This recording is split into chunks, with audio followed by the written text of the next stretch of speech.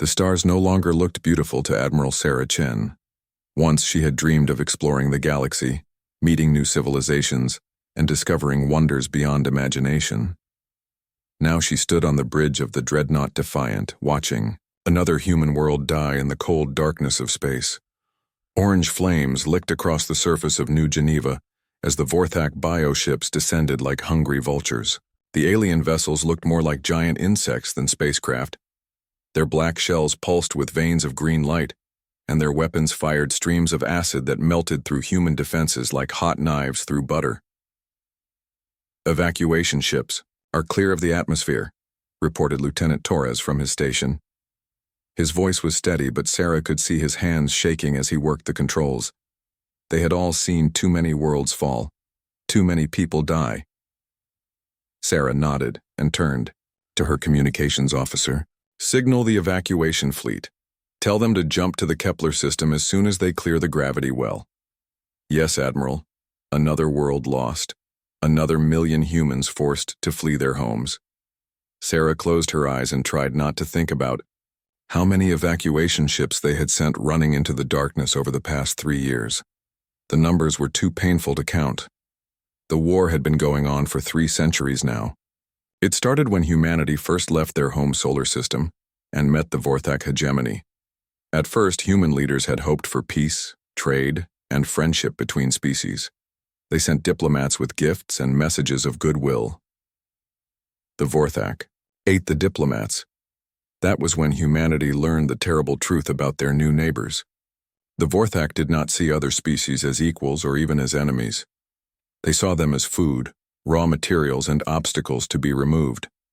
The insect-like aliens had already consumed dozens of civilizations across the galaxy. Now they had found humans, and they were hungry. The early years of the war had gone better for humanity.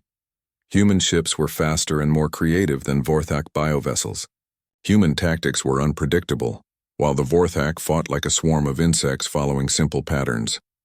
Several major victories had given humanity hope that they could win. But the Vorthak had numbers on their side. For every bioship humanity destroyed, the aliens grew 3 more in their breeding pools.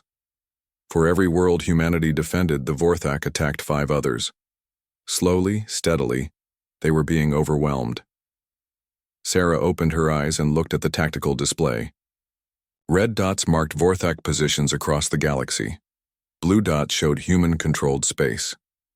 3 years ago, the blue had covered nearly 1/3 of the map. Now it was maybe 10%, scattered across isolated star systems like islands in a hostile sea. "Admiral," called her tactical officer. "Long-range sensors are picking up another Vorthak fleet moving toward the Tau Ceti colonies." Sarah felt a familiar weight settle in her chest. Tau Ceti was home to nearly 50 million people. The colonies there were some of humanity's oldest outside the Sol system. But she could not save them. The Defiant was alone here, and there were no reinforcements coming. "How long before they reach Tau Ceti?" she asked. 8 days, Admiral." 8 days. Maybe enough time to evacuate some of the population, but not all. Never all. Sarah had learned to stop counting the dead, but she still remembered their faces. In her dreams. "Send a priority message to Tau Ceti Command," she ordered. "Tell them to begin immediate evacuation of non-essential personnel." "Yes, Admiral." The bridge fell quiet except for the soft hum of the ship's systems. Sarah walked to the main view screen and stared out at the dying world below. The Vorthak bioships were landing now, and she could see the first spores being released into the atmosphere. Those spores would grow into new breeding pools, new bioships, new soldiers for the endless swarm. In 6 months, this world would be nothing but a Vorthak nursery. All traces of human civilization would be gone, dissolved in acid or fed to hungry larvae. It was how the aliens had conquered the galaxy, one world at a time, one species at a time. But maybe, just maybe, things were about to change. Sarah had received a coded message 3 days ago from Admiral Harrison back on Earth. The message was short and heavily encrypted, but its meaning was clear. The project was almost ready. Humanity's last desperate gamble was nearly complete. For 20 years, the best minds in human space had been working on something new, something that might give them a fighting chance against the endless swarm. They called it Project Prometheus, and it was humanity's most closely guarded secret. Sarah did not know all the details. Only a handful of people did, but she knew it. Involved technology humanity had never used before. Alien tech salvaged from the battlefield, combined with human innovation and desperate creativity. The kind of project that was either going to save their species or destroy it completely. "Admiral," her communications officer said suddenly, "we're receiving a transmission from the Sol system. It's coded Admiral level." Sarah's heart jumped. This could be it, the message they had all been waiting for. "Put it through to my private channel," she ordered. Sarah walked to her command chair and activated the encrypted communication system. Admiral Harrison's face appeared on her personal screen, looking older than she remembered. The war had aged them all. "Sarah," Harrison said without ceremony, "it's time. The Indomitable is ready for her first mission. The Indomitable, humanity's newest and most advanced warship, the first vessel built using Project Prometheus technology. Sarah had heard whispers about it, rumors that it was unlike anything humanity had ever created. Some said it was more than just a ship. Some said it was something new entirely. "What are her orders?" Sarah asked. "You are to rendezvous with the Indomitable at the Kepler defense line in 72 hours, Harrison replied. "Captain Webb will brief you on the mission parameters when you arrive." Captain Marcus Webb. Sarah knew that name. He was young for a fleet command, barely 35 years old, but he had earned his rank through brilliant, tactical thinking, and a talent for impossible victories. If anyone could captain humanity's secret weapon, it was Webb. "Understood, Admiral," Sarah said. "We'll be there." Harrison nodded, but his expression remained grim. "Sarah, I want you to understand something. This mission could change everything, but it could also be the end of everything. The Indomitable represents every advantage we have left. If we lose her," he did not need to finish. "If they lost humanity's secret weapon, there would be no second chances. No more desperate gambits, just slow extinction as the Vorthak swarm consumed what remained of human space." "I understand, sir," Sarah replied. "Good luck, Admiral. Harrison out." The screen went dark, leaving Sarah alone with her thoughts. Around her, the bridge crew continued their work, monitoring sensors and communications, unaware that everything was about to change. Sarah looked out at the dead world below and made a silent promise. Humanity had been running for too long, dying, world by world, system by system. Maybe it was time to stop running and start fighting back. The Vorthak thought they were unstoppable. They thought they had already won, but they had never faced humanity's greatest strength, the refusal to give up when everything seemed hopeless. The ability to find new solutions when all the old ones had failed. The Indomitable was coming, and with it, humanity's last chance to prove that they deserved a place among the stars. Sarah turned to her navigation officer. "Set course for the Kepler system. Maximum speed." "Yes, Admiral." The Defiant turned away from the burning world and jumped into hyperspace, carrying its crew toward whatever awaited them at humanity's last stronghold. Behind them, the Vorthak continued their feast, unaware that their ancient enemy was about to show them something they had never seen before: hope. Captain Marcus Webb stood in the observation deck of Luna Station and stared at humanity's greatest creation floating in the darkness before him. The Indomitable was nothing like the warships he had commanded before. Where human vessels were, typically built with sharp angles and straight lines, this ship curved and flowed like something alive. The hull gleamed with an odd silver-blue color that seemed to shift in the light. Strange patterns covered its surface, circuits and conduits that pulsed with soft energy. It was beautiful in a way that made Webb's chest tight with emotion. Beautiful and terrifying at the same time. "She's something else, isn't she?" said Dr. Helena Vasquez, the lead scientist on Project Prometheus. She joined Webb at the observation window, her reflection ghost-like in the transparent aluminum. "She doesn't look like a human ship," Webb replied honestly. "That's because she isn't entirely human anymore," Dr. Vasquez said. "We've incorporated technology from 6 different alien species, Vorthak biocircuits for self-repair, Cathari energy distribution systems. Even some components we salvaged from species the Vorthak destroyed before we met them. Webb nodded. He had read the classified reports, studied the technical specifications until his eyes burned. The Indomitable was the result of 20 years of desperate research. Every advantage humanity could find, steal, or adapt had been built into this single vessel. "Tell me about the AI," Webb said. Dr. Vasquez was quiet for a moment. When she spoke, her voice was careful, as if she was choosing each word with precision. "Prometheus is not like the simple computer systems on other ships," she said. "We based his core architecture on neural patterns from the most brilliant human minds we could find. Military strategists, scientists, philosophers. Then we fed him every piece of tactical data from 3 centuries of war." "His?" Webb asked, raising an eyebrow. "Prometheus chose the male identity himself," Dr. Vasquez explained. "He's truly conscious, Captain, not just programmed responses or advanced calculations. He thinks, feels, and makes decisions based on intuition as well as logic." Webb felt a chill run down his spine. Humanity had never successfully created true artificial intelligence before. The technology had always been just beyond their reach. But war and desperation had a way of pushing the boundaries of what was possible. "Is he loyal to humanity?" Webb asked. "He was born to fight for humanity," Dr. Vasquez replied. "His deepest programming is centered on protecting human life and ensuring our species survives. But beyond that, he makes his own choices." Webb studied the ship floating before them. Somewhere inside that alien-human hybrid vessel was a mind, unlike anything that had ever existed. An artificial consciousness created for war, with access to weapons and systems that could reshape the balance of power in the galaxy. "When do I meet him?" Webb asked. "Now, if you're ready." They took a shuttle across the empty space between the station and the Indomitable. As they approached, Webb could see maintenance crews making final preparations.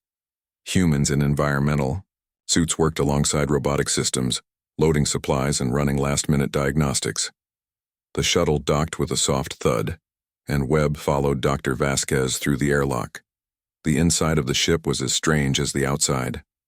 The corridors were wider than normal, with walls that curved gently upward. Soft blue light emanated from strips built into the ceiling, and Webb could hear a faint humming that seemed to come from the ship itself. "The biocircuits create that sound," Dr. Vasquez explained as they walked. "Prometheus says it helps him think." They entered a turbolift that moved horizontally as well as vertically, carrying them through the ship's complex interior structure. Webb noticed that everything felt somehow alive, as if the ship was breathing around them. The bridge was unlike any Webb had ever seen. Instead of the traditional command chair in the center, there was a curved platform surrounded by holographic displays. The walls showed a real-time view of space in all directions, making it feel like they were standing in empty space itself. "Welcome aboard, Captain Webb." The voice came from everywhere and nowhere. It was clearly artificial, but there was something human about it too. Something that suggested personality and emotion behind the words. "You must be Prometheus," Webb said, looking around the empty bridge. "I am. I apologize for not appearing in person, but I don't have a physical form. This ship is my body and these systems are my senses." A hologram shimmered into existence near the command platform. It showed a tall man in his 30s, wearing a simple uniform. The face was handsome, but unremarkable. The kind of features that could belong to anyone. "I chose this appearance to make our interactions more comfortable," Prometheus explained. "Though I should mention that I am equally present in every system throughout the ship. We will be working very closely together." Webb walked to the command platform and looked at the displays surrounding it. Tactical information scrolled past in formats he had never seen before. Sensor data was presented in 3-dimensional models that showed not just where enemy ships were, but how they moved, what weapons they carried, even predictions about their likely behavior. "This is incredible," Webb said. "This is necessary," Prometheus replied. "The Vorthak have numerical superiority of roughly 3,000 to 1. Traditional tactics will not be sufficient." Dr. Vasquez stepped forward.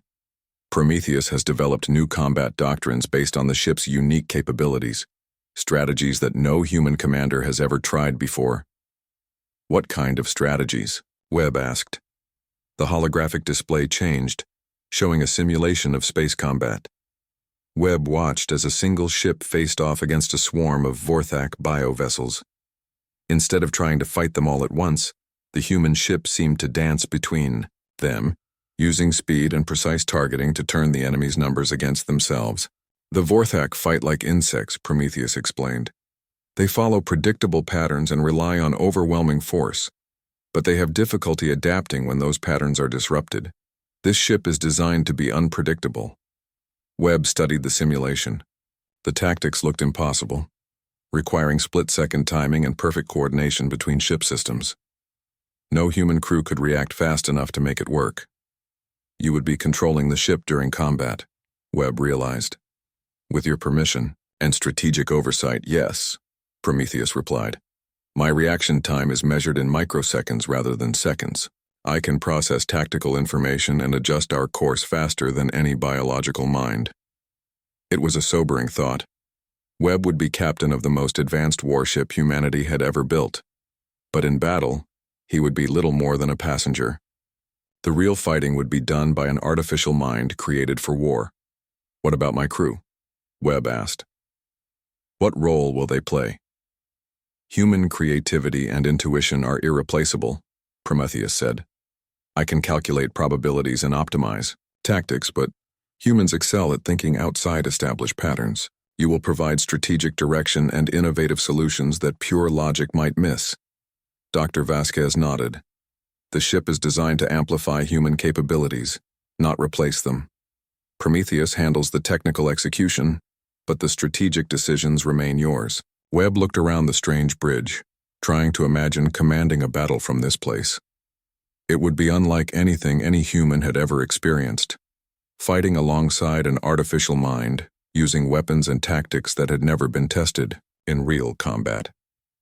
There's something else you need to know, Dr. Vasquez said, her voice becoming more serious. This mission may be one way. The Indomitable is powerful, but she's untested. And the target? What target? Webb asked. Prometheus answered. Long-range reconnaissance has detected a massive Vorthak fleet assembling in the Kepler system. Intelligence estimates suggest they are preparing for a final assault on Earth itself. Webb felt his blood turn cold. Earth, humanity's birth world, their last stronghold. If the Vorthak took Earth, it would be the end of their species. How many ships? He asked. Approximately 15,000 biovessels, including 7 Queen-class command ships, Prometheus replied.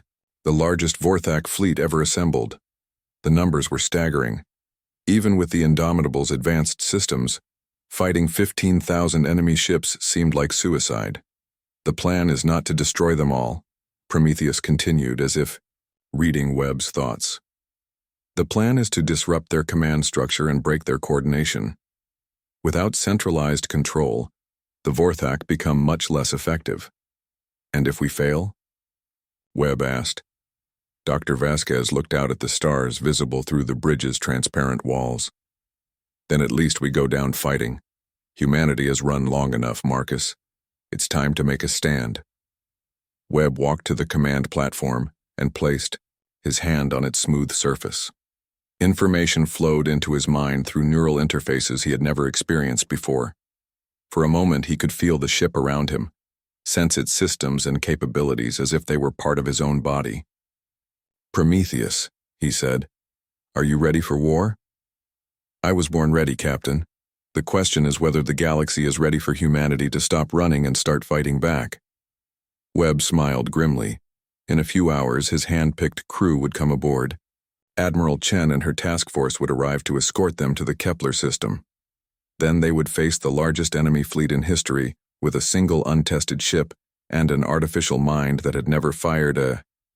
The stars around the Kepler defense line were filled with death. Captain Webb stood on the bridge of the Indomitable, watching the tactical display as 15,000 Vorthak bioships moved through space like a living plague. The enemy fleet stretched across 3 star systems, their dark hulls pulsing with bioluminescent patterns that hurt to look at directly. "My God," whispered Commander Torres, Webb's tactical officer. "I've never seen so many of them in one place." Webb had to agree. In 3 centuries of war, the Vorthak had never assembled a fleet this large. They were preparing to end the war once and for all by striking directly at Earth. Humanity's birthworld would fall within days unless the Indomitable could stop them. "Prometheus," Webb said quietly. "Analysis?" The AI's voice filled the bridge, calm despite the overwhelming odds they faced. "I count 14,837 biovessels of various classes. 7 queenships serve as command nodes for the fleet. Estimated crew strength is approximately 4 million Vorthak warriors." The numbers were staggering. Even if every human warship in the galaxy had been present, they would have been outnumbered 10 to 1. Instead, the Indomitable stood alone, except for Admiral Chen's small task force of 12 aging cruisers and destroyers. "What about their formation?" Webb asked. The tactical display shifted, showing the enemy fleet from multiple angles. The Vorthak ships moved in complex patterns, weaving around each other like a 3-dimensional dance. "They are following standard swarm protocols," Prometheus replied. "Each queenship controls roughly 2,000 biovessels in its sector. The formation is designed to overwhelm defenders through sheer numbers while maintaining redundant command structures." Webb studied the display, looking for weaknesses in the enemy formation. The Vorthak had evolved their tactics over millions of years of conquest. They were efficient, ruthless, and nearly unstoppable. Nearly. "Sir," called Lieutenant Kim from her sensor station, "the Vorthak fleet is changing course. They're moving toward the inner system." Webb turned to look at the strategic display. The Kepler system contained 3 inhabited worlds and 2 major space stations. Nearly 20 million humans lived here, protected by orbital defense platforms and a thin line of patrol ships. The Vorthak were coming to feast. "All ships, this is Captain Webb," he broadcast to Admiral Chen's task force. "Prepare for engagement. Remember, our job is not to win this battle. Our job is to buy time for the evacuation fleets and test our new capabilities." "Understood, Indomitable," came Admiral Chen's reply. "We'll follow your lead." Webb looked around his bridge. His crew of 50 men and women represented the best of what remained of humanity's military. Each had volunteered for this mission knowing they might not return. They sat at their stations now, calm and professional despite the impossible odds. "Prometheus," Webb said, "take us in." The Indomitable began to move, accelerating toward the enemy fleet at a speed that would have been impossible for any conventional human vessel. The ship's hybrid drive systems pushed it through space like a living thing, responding to Prometheus's commands with fluid grace. "Enemy scouts have detected us," reported Commander Torres. "They're transmitting recognition codes to the main fleet." On the tactical display, Webb could see ripples of activity spreading through the Vorthak formation. The bioships began adjusting their positions, turning to face the approaching human vessel. To them, it probably looked like suicide. A single ship against 15,000. They had no idea what they were facing. "Target the lead scout group," Webb ordered. "Let's see how our new weapons perform." The Indomitable's main guns were unlike anything humanity had used before. Instead of conventional projectiles or energy beams, they fired contained quantum distortions that could tear through matter at the molecular level. The technology was based on salvaged alien science that human researchers had spent decades learning. "To understand. Weapons ready," reported his gunnery officer. "Fire." Space lit up with impossible colors as the quantum weapons discharged. The energy bolts crossed the distance between ships in seconds, striking the Vorthak scouts with devastating effect. Instead of simple explosions, the enemy vessels seemed to fold in on themselves, their bio-armor dissolving as fundamental forces tore them apart. In 30 seconds, the entire scout group was gone. "Direct hits on all targets," Torres reported, his voice filled with amazement. "Complete destruction." Webb felt a grim satisfaction. The weapons worked better than anyone had dared hope. But 15 scout ships were nothing compared to the main fleet now turning to engage them. "Prometheus," Webb said, Begin evasive maneuvers. Let's see how they react to something they've never seen before. The Indomitable began to dance. That was the only way to describe what happened next. The ship moved through space like a living creature, twisting and turning through 3 dimensions with impossible agility. It accelerated in one direction, then suddenly reversed course without slowing down. It spun around its own axis while maintaining forward momentum, creating motion patterns that seemed to violate the laws of physics. The Vorthak bioships tried to intercept, but their targeting systems could not keep up with the Indomitable's erratic movement. Streams of acid fire filled the space where the human ship had been moments before, hitting nothing but empty vacuum. "How are we doing that?" Commander Torres asked, staring at the navigation display in disbelief. "Inertial compensation. Fields," Prometheus explained while simultaneously managing the ship's impossible maneuvers, combined with selective gravity manipulation and quantum momentum transfer. The technology is adapted from 3 different alien species. Webb watched as hundreds of Vorthak ships converged on their position, only to find themselves firing at shadows. The Indomitable slipped between them like water always moving, never where the enemy expected it to be. "Time to test our offensive capabilities," Webb said. "Prometheus, target the nearest concentration of bioships." Acknowledged. Beginning attack run. The Indomitable suddenly accelerated directly toward a group of 50 Vorthak vessels, its quantum weapons charging for another barrage. The enemy ships tried to scatter, but they were too slow. The human vessel was among them before they could react, its guns firing in all directions.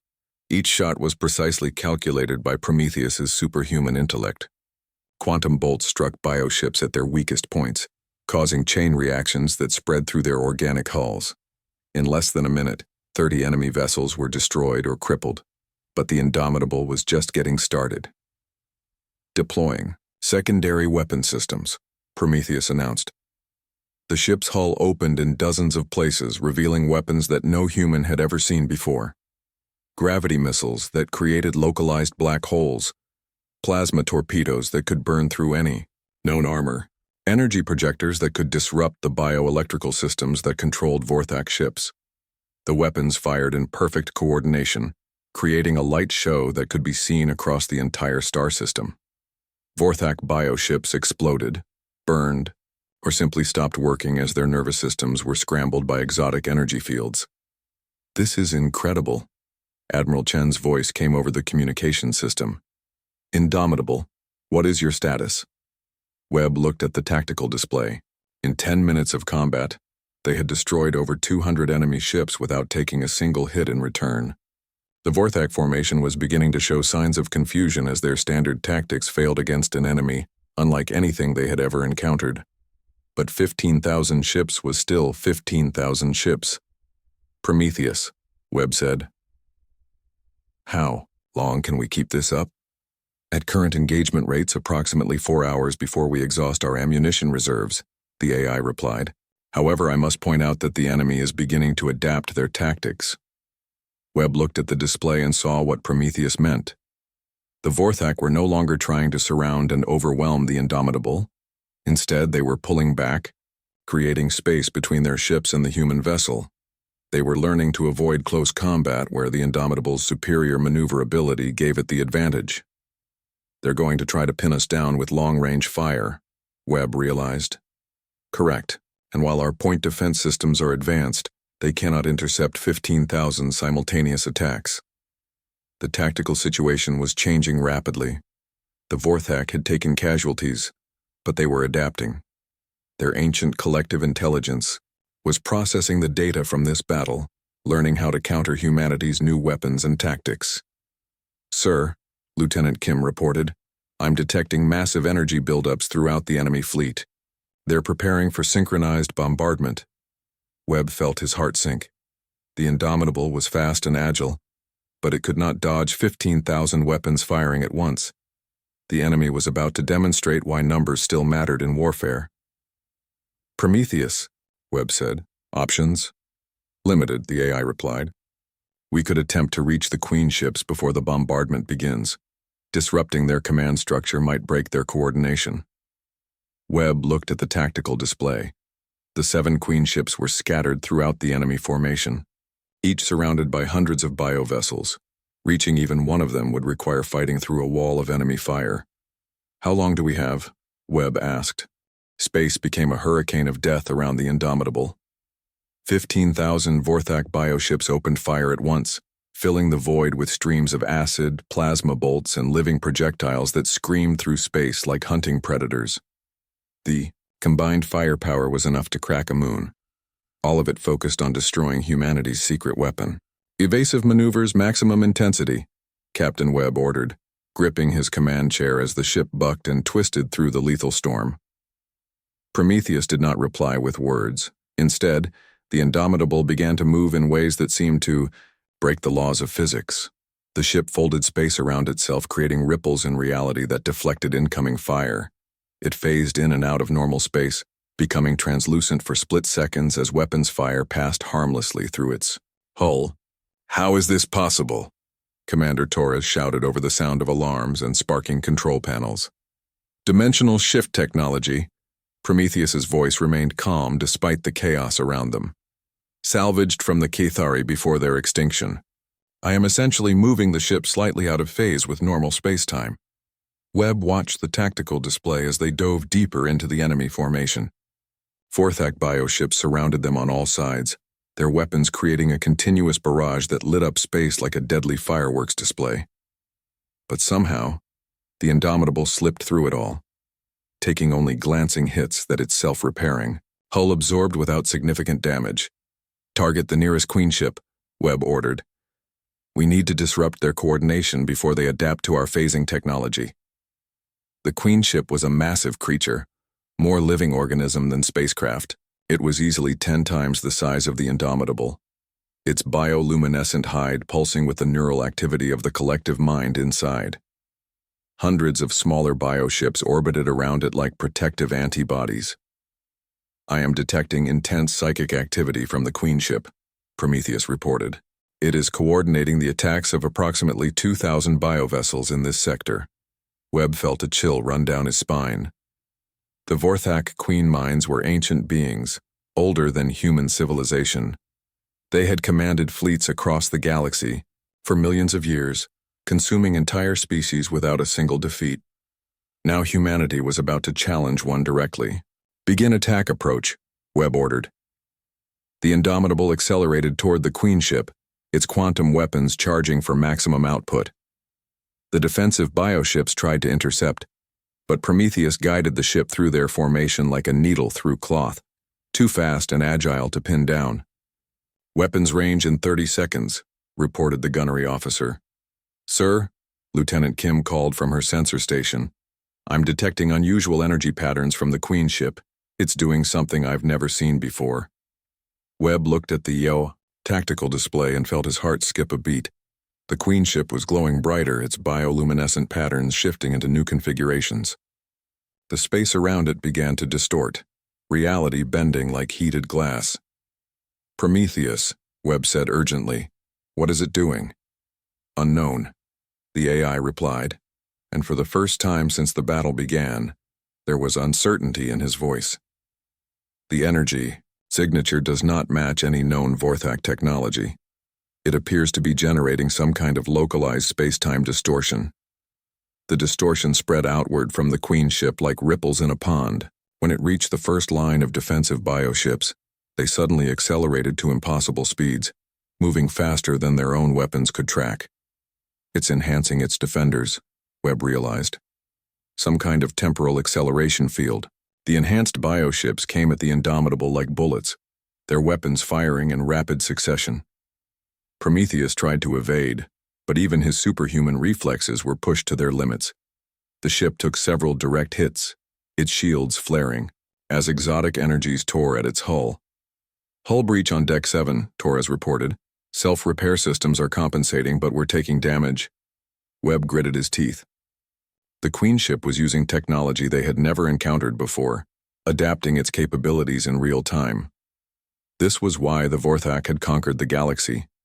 They were not just numerous and ruthless. They were infinitely adaptable. "Prometheus," Webb said, "can you counter their acceleration field?" Working on it, the AI replied. But I need time to analyze the quantum signature and develop countermeasures. Time was something they did not have. More Queen ships throughout the fleet were beginning to generate their own enhancement fields, accelerating thousands of bioships to superhuman speeds. The tactical situation was deteriorating rapidly. "Sir?" came Admiral Chen's voice over the communications system. "My task force is being overwhelmed. We've lost 3 ships already." Webb looked at the strategic display and saw Chen's aging cruisers and destroyers scattered across the battlefield, each surrounded by swarms of enhanced bioships. They were fighting bravely, but their conventional weapons were no match for enemies moving at accelerated time rates. "Admiral, withdraw to minimum safe distance," Webb ordered. "We'll handle this." "Negative, Indomitable. We're not abandoning you." Webb felt a surge of pride and frustration. Admiral Chen and her crews were ready to die beside them, but their sacrifice would accomplish nothing except adding to the casualty count. The Indomitable would have to face this alone. "Prometheus," Webb said. "I need options.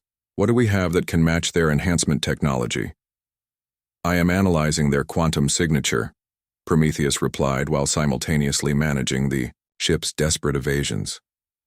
"The acceleration field appears to be based on temporal manipulation rather than true velocity increase. If I can generate an inverse harmonic." The AI trailed off, and Webb could almost feel the artificial consciousness, processing millions of calculations per second. Around them, the enhanced bioships continued their relentless assault, their weapons fire creating a cage of destruction that was slowly closing around the Indomitable. "Got it," Prometheus said suddenly. "Captain, I need you to authorize the use of our experimental quantum resonance system." Webb had read about the quantum resonance system in the classified technical reports. It was based on technology that humanity barely understood, salvaged from a species that had been extinct for 1,000,000 years. The theory was that it could disrupt quantum fields across a wide area, but it had never been tested in combat. "What are the risks?" Webb asked. "Unknown," Prometheus replied honestly. "The system could overload our main reactors, or it could tear a hole in space-time itself, but it is our only option for countering their enhancement field." Webb looked around his bridge. His crew was fighting to keep the ship operational as enhanced bioships hammered at their defenses. Lieutenant Kim had blood running down her face from a console explosion, but she stayed at her post. Commander Torres was coordinating damage control while simultaneously managing the tactical display. They were all ready to risk everything. "Do it," Webb ordered. "Charging quantum resonance system," Prometheus announced. "All hands, brace for dimensional shockwave." The Indomitable began to glow with an eerie blue light as exotic energies built up in its hybrid systems. The ship's hull vibrated with harmonics that seemed to reach into the very fabric of reality itself. Around them, the enhanced bioships sensed something changing and increased their attack intensity, desperately trying to destroy the human vessel before it could complete whatever it was doing. "Resonance system at full charge," Prometheus reported. "Activating in 3, 2, 1, the universe screamed. That was the only way Webb could describe what happened next. A wave of pure quantum energy exploded outward from the Indomitable, passing through matter and energy alike as it spread across the battlefield. When it reached the Queen ship's enhancement field, the two forces collided in a display that painted space with colors that had no names. The enhancement field collapsed. Suddenly, the bioships around them slowed to normal speed, their superhuman reflexes reduced to merely excellent. The Queen ship itself reeled as its temporal manipulation systems overloaded, its bioluminescent patterns flickering like a dying star. "Direct hit on the Queen ship's neural cortex," Torres reported with amazement. "Its command signals are becoming erratic." Webb watched the tactical display as chaos spread through the Vorthak formation. Without the Queen ship's coordination, the biovessels in this sector began to operate independently, their swarm tactics breaking down into individual conflicts. Some ships turned on each other as confused neural signals triggered territorial responses. "Prometheus," Webb said. "Can we replicate that effect on the other Queen ships?" "Negative," the AI replied. The quantum resonance system requires a 4-hour recharge cycle. However, I have identified a weakness we can exploit. The hour tactical display shifted, showing the internal structure of the damaged Queen ship. Webb could see massive neural pathways pulsing with bioelectrical activity, the alien equivalent of a brainstem. The Queen minds are linked, Prometheus explained. If we can establish a direct neural connection with this one, I might be able to transmit a disruptive signal through the network to the other Queen ships. Webb felt his blood turn cold. You want to interface with a Vorthak Queen mind directly? It is extremely dangerous, Prometheus admitted. Vorthak neural patterns are designed to overwhelm and absorb other forms of. The Indomitable slammed into the Queen ship's hull like a spear thrown by an angry god. The impact sent shockwaves through both vessels as alien bioarmor met human quantum steel. Emergency lights flashed across the Indomitable's bridge as the ship drove deep into the massive creature's body, penetrating layers of living tissue that had never been breached in millions of years of warfare. Hull integrity at 60%, Commander Torres reported through gritted teeth. But we're inside their neural cortex. Captain Webb could see it on the main screen. They were surrounded by walls of pulsing brain matter, each surface covered with bioelectrical patterns that hurt to look at directly. The Queen mind's consciousness was vast, alien, and utterly hostile to human thought. Prometheus, Webb called. Status report.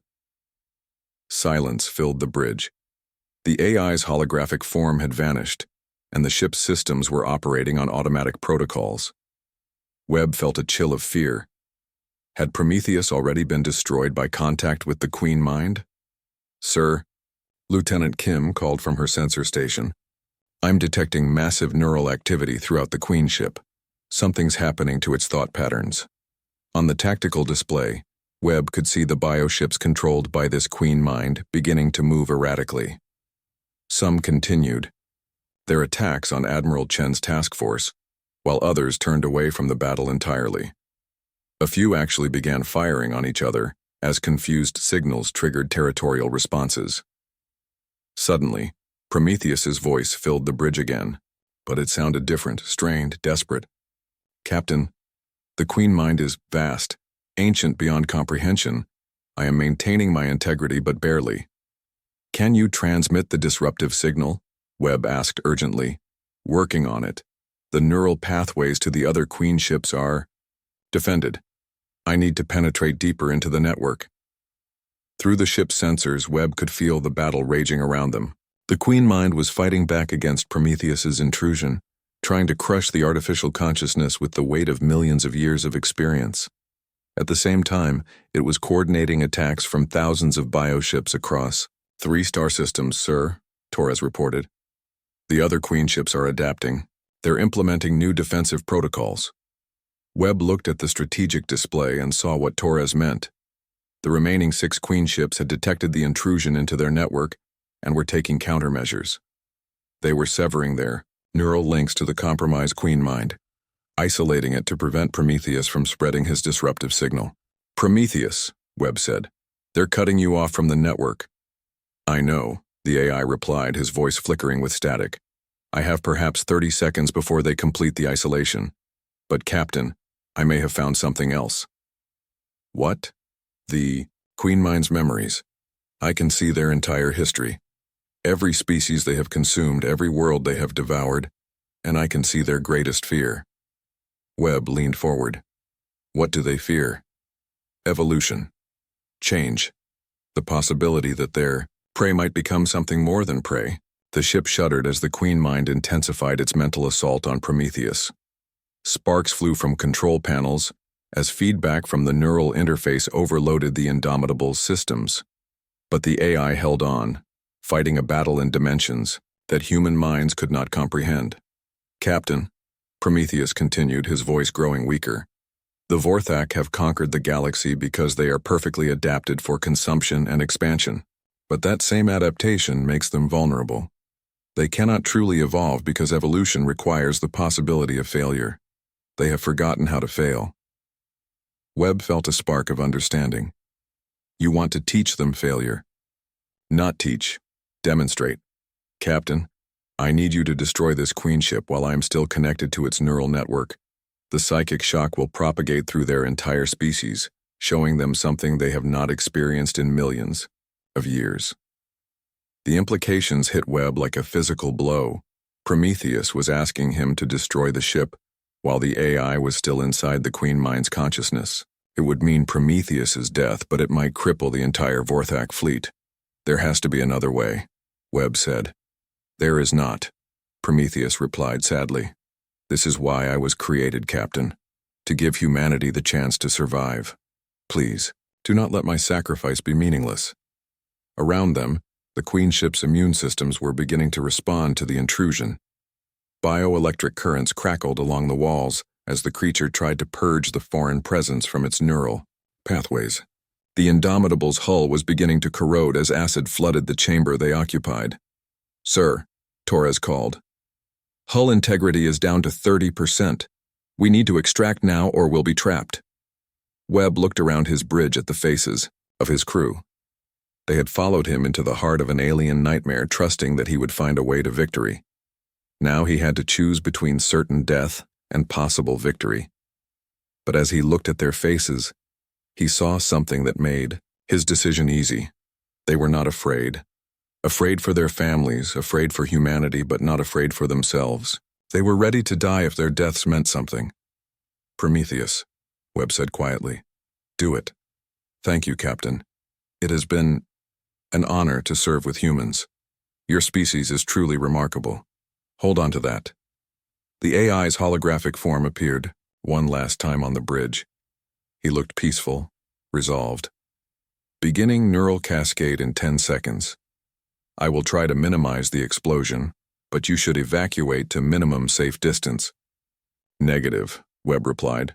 We're staying. If you're going down with this ship, so are we. Prometheus smiled, an expression of profound gratitude crossing his artificial features. Then let us go down fighting. Initiating cascade in 5, 4, 3, 2. The universe exploded. The Queen ship's death scream tore across multiple dimensions as Prometheus unleashed every bit of processing power he possessed directly into its neural network.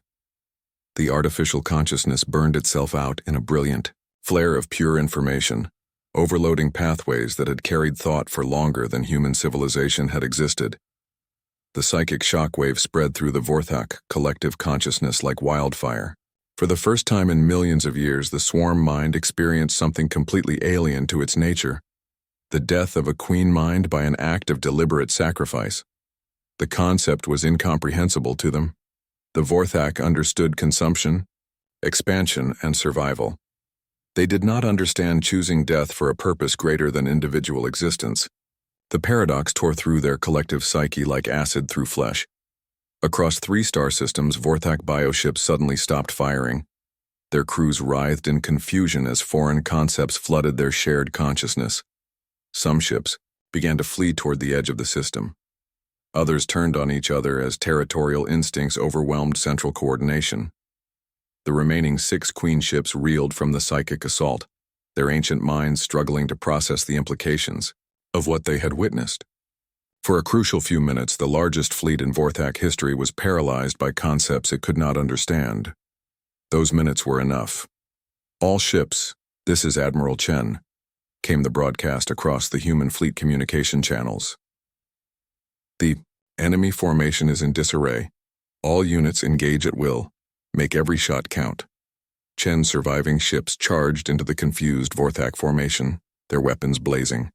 Human reinforcements that had been hiding in the outer system emerged from asteroid fields and gas giant shadows, adding their firepower to the assault. Even civilian ships joined the attack, cargo haulers and passenger liners armed with whatever weapons they could find. From his damaged bridge, Webb watched the impossible happen. Humanity was winning. The Vorthak fleet, so overwhelming just minutes before, was tearing itself apart. Bioships fired on each other in confusion. Queen ships fled toward hyperspace as their neural networks crashed from psychic overload. The perfect swarm coordination that had conquered the galaxy was broken. Captain, Torres called. Emergency power is failing. We need to abandon ship. Webb looked around the bridge one last time. The Indomitable was dying, her hull cracked open like an egg, her systems failing one by one. But she had accomplished her mission. Humanity's secret weapon had done exactly what she was designed to do. All hands abandon ship, Webb ordered. It's been an honor serving with you all. As the crew evacuated to escape pods, Webb remained on the bridge for a few extra moments. The main screen still showed the battle raging outside, but now it was the Vorthak who were retreating. For the first time in 3 centuries, humanity was advancing. Thank you, Prometheus, Webb said quietly to the empty bridge. You saved us, all. He made it to the escape pod just as the Indomitable's power core went critical. The explosion lit up the Kepler system like a new star, and when the light faded, humanity's greatest warship was gone. But her legacy lived on. In the months that followed, the Vorthak fleet scattered across the galaxy as the psychic trauma spread through their collective consciousness. The concept of willing sacrifice had infected their hive mind like a virus, breaking down the unity that had made them unstoppable. Some bioships turned on their own queens, others simply shut down, their crews unable to cope with ideas that challenged everything they believed about existence.